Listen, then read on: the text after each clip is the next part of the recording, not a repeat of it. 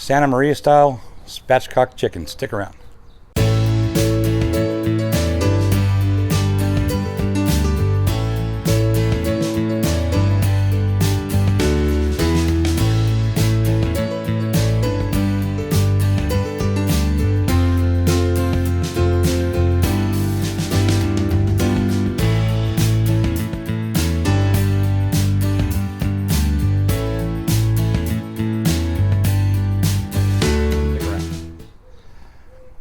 Okay, so today we're gonna do a Santa Maria cook on the Santa Maria grill.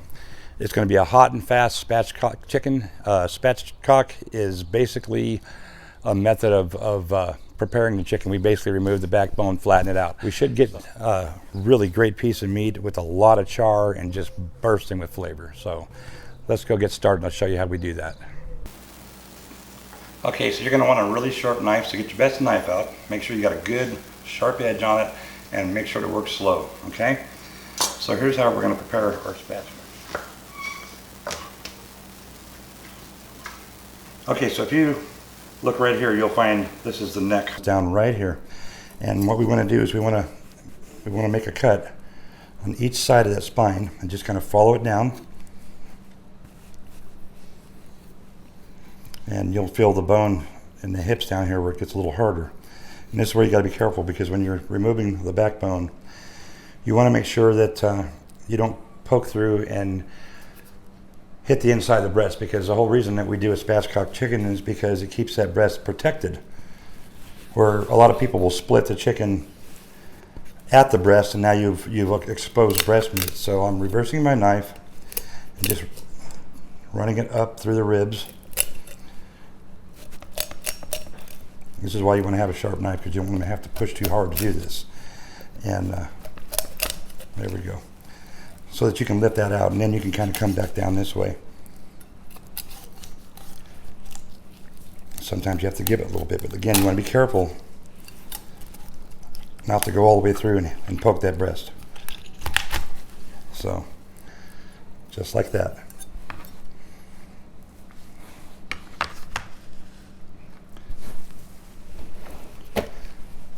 And that's what you got right there. So, okay, so you're going to want to remove all this fat down here on the bottom. Then you just roll it over, turn them legs in like that, and you're going to spread these ribs out and just kind of push them down like that. Flatten her out. There you go.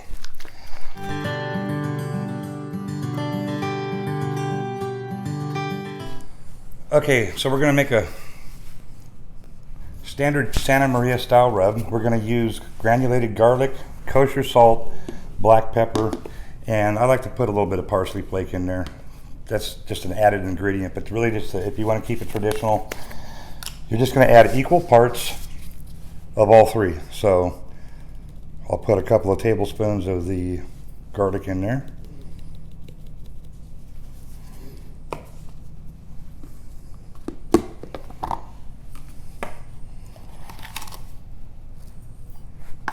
Kosher salt.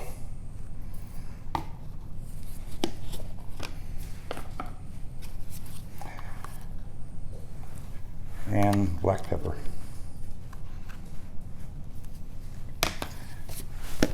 And what I'll do is I'll go ahead and get this mixed really good.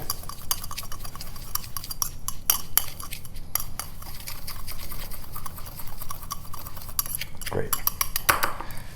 And we'll put a little parsley flake in there.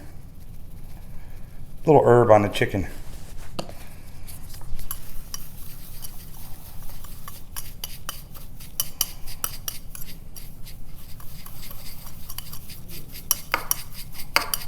So there it is. There's our Santa Maria style rub right there.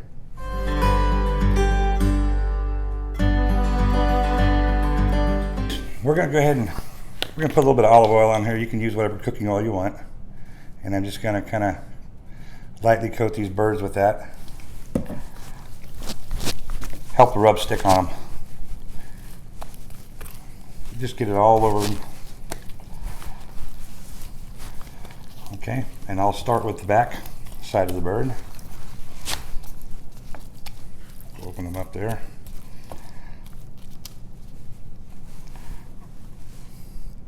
A little oil on the back side.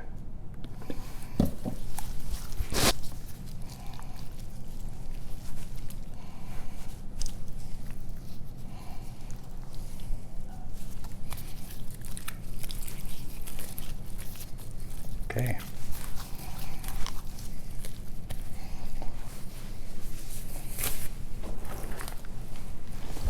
And then we'll go ahead and put a very liberal amount of rub on these birds. They're going to be in an open pit situation. There's going to be a lot of dripping and stuff, so we'll lose a lot of it in the cook.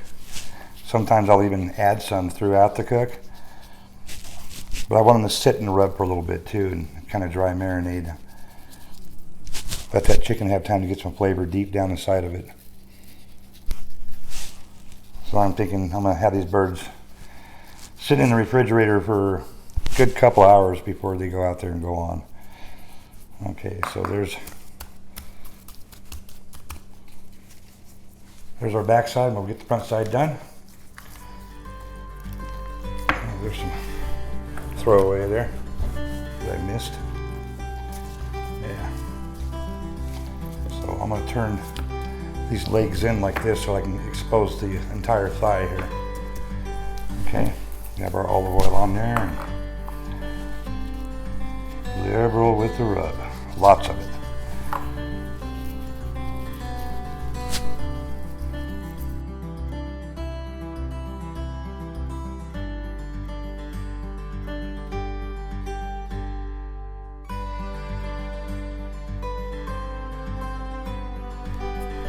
All right, so these girls are going to go in the refrigerator for a couple hours. I'm going to do a little cleanup. We'll get the pit ready. We'll go outside.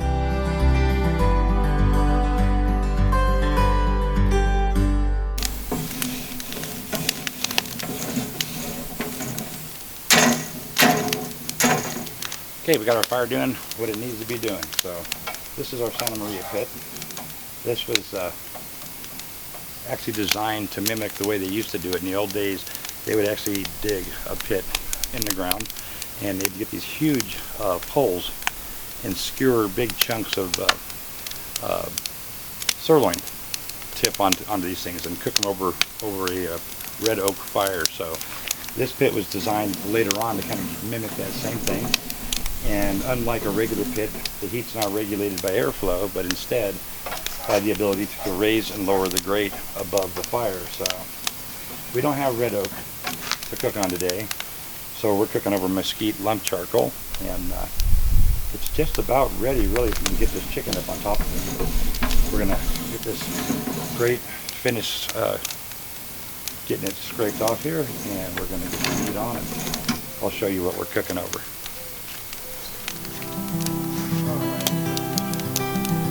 Over the fire. Get hot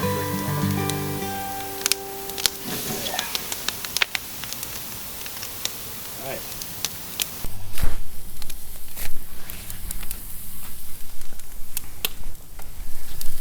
Now, when you're cooking on a Santa Maria pit, you do want to be careful not to get the outside done before the inside even gets warm. It's easy to do. So we're just kind of elevate this a little bit, let some heat get on that chicken, and get a little sear going, and then we'll just play with these elevations to keep the temperature where we want it. We're going to shoot for getting the inside temperature in the meat, and we're going to be looking at the thigh area. And I'm going to want to see about 185 degrees in there. And I know everybody's shooting for that 165 mark. It's always talked about, and it's really that's underdone in my opinion. It's that's the temperature that we're trained on to hit inside of any meat to make sure that any kind of bacteria that might be present is dead. So that's an important number. But really, in my opinion, you get those thighs at 165, you've got some slimy stuff still in there. There's a lot of things to render, so you got to take that into consideration. You want that stuff to render through to tenderize that meat, and you want that 165 mark to be in the center of the deepest part of the chicken anyway, and that means through the bone. So Yeah, I'm not a 165 degree guy. I want that meat cooked good. I don't want it dry, but I want it cooked good. So we're gonna let her fly, and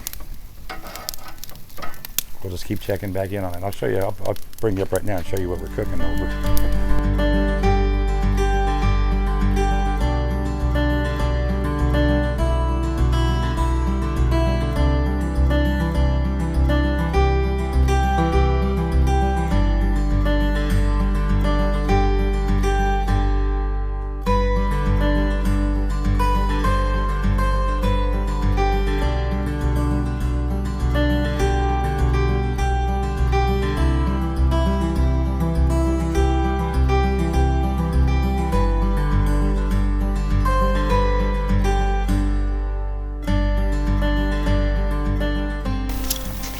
Okay, we've been at it about an hour and 15 minutes.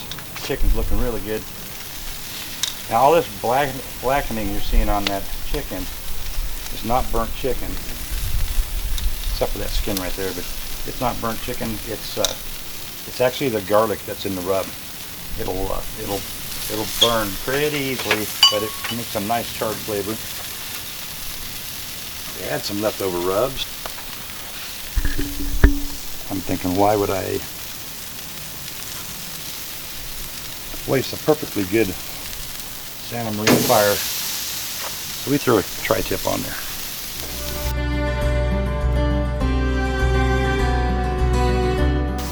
Okay, this cook's almost over with. This tri-tip's looking pretty good. Just a few more minutes and that's going to come off. I've got the chicken off right now, and it's going to go inside. I'm going to throw a little foil up there on it and let it rest, and we should be good to go. This tri-tip, I'm not going to talk a whole lot about it. I'm going to do a whole nother video on tri-tip. This is just a chunk of sirloin. I did a hot and fast cook. It's going to be a medium rare, and which is typical of a Santa Maria cook. So, and then of course this onion, I'm going to find something to do with that because it's smelling pretty good. But anyway, yeah, so that's it. We got the chickens off. I'll show you what that finished product looks like. It's pretty charred, and that's pretty normal when you do a hot and fast Santa Maria cook. You can do a slower cook and get a nicer looking chicken if you want to, but like I said, most of that char and stuff on there is the garlic from the rub. It blackens pretty quick. Personally, I love that char, so I went for it today. Sometimes if I want a nicer presentation, maybe I'll be a little less aggressive with it, but yeah, get out and just do a good hot and fast Santa Maria cook. It's good grub. Well, there's your hot and fast Santa Maria style barbecue right there. Had a lot of fun doing it. Like I said, sometimes you can slow it down and make it a little prettier and all that kind of stuff, and that can be a lot of fun to do too. But today it was just really about getting out there and doing it. So that's what we did. We had a good time. I'll close this out and show you what those products look like, and maybe you'll get out there and want to do the same thing for yourself. Don't forget to hit the subscribe button because you're not going to want to miss upcoming videos, and also follow us on Facebook. Thanks.